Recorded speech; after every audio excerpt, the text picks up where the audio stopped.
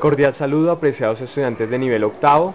Con el propósito de apoyarlos en la preparación de sus pruebas mensuales, me permito presentarles este video en el cual presento algunos ejemplos y algunas recomendaciones para la prueba mensual de ciclo 3 del segundo periodo. Lo primero que deben recordar es que vamos a tratar en la prueba mensual lo que es el concepto de mol, masa atómica, masa molecular, conversión mol-masa y masa-mol y número de masa atómico. En ese orden de ideas, comencemos. El mol. Ustedes recordarán que en las primeras clases lo que quise que ustedes lograran diferenciar y reconocer era qué era un átomo, que llamamos también elemento, es decir, son partículas individuales de una sola especie con características específicas, incluso las dibujamos y las presentamos en el video y ustedes las dibujaron en sus cuadernos.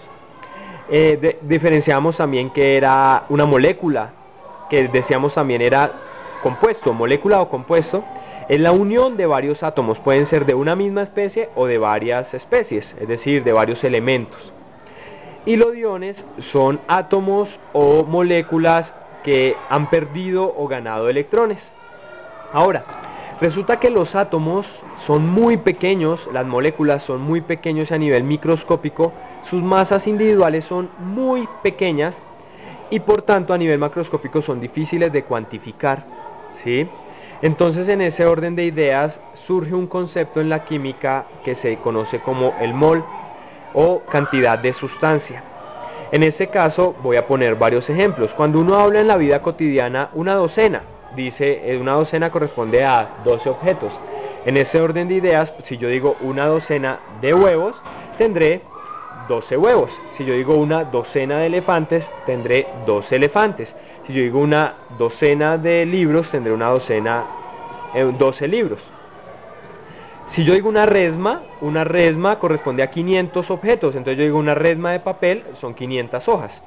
El mol es como la docena de la química. Un mol equivale a 6,02 por 10 a la 23. Pueden ser átomos, moléculas o iones. Por ejemplo, si yo digo un mol de un átomo, entonces yo diría 6,02 por 10 a la 23 átomos. Un mol de moléculas o un mol de iones. En ese orden de ideas, entonces si yo digo por ejemplo un mol de huevos, serán 6,02 por 10 a la 23 huevos. Es una cifra extremadamente grande. Poniendo un ejemplo, como lo hacía en clase, decir 6,02 por 10 a la 23 moles es, átomos, perdón, es como decir 6,02 por 10 a la 23 canicas. Pero esa cantidad de canicas podrían llenar nuestro planeta Tierra, rodearlo completamente y formar una piscina de canicas de 5 kilómetros hacia arriba. Entonces imagínense, pero esa misma cantidad de átomos perfectamente puede caber en una cuchara. La cantidad de átomos, en este caso, a nivel microscópico, pues no tiene mucho volumen, pero a nivel macroscópico es una cantidad inmensa. ¿Por qué este concepto? Porque cuando uno va y mira la tabla periódica, uno va y estudia la tabla periódica, se encuentra que en la tabla periódica uno, por ejemplo, puede consultar los pesos o lo que uno llamaría masas.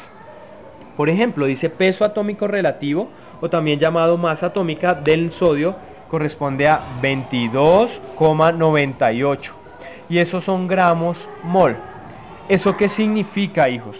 Que están relacionando el mol con los gramos. ¿Qué significa? Que no están cuantificando la masa de un solo átomo de sodio, sino que están cuantificando la masa de un mol de sodio, es decir, de 6,02 por 10 a la 23 átomos de sodio. En ese orden de ideas, tenemos entonces que cuando decimos 22,98 gramos de sodio, es porque es un mol de sodio el que estoy cuantificando, un mol de sodio, es decir, 6,02 por 10 a la 23 átomos.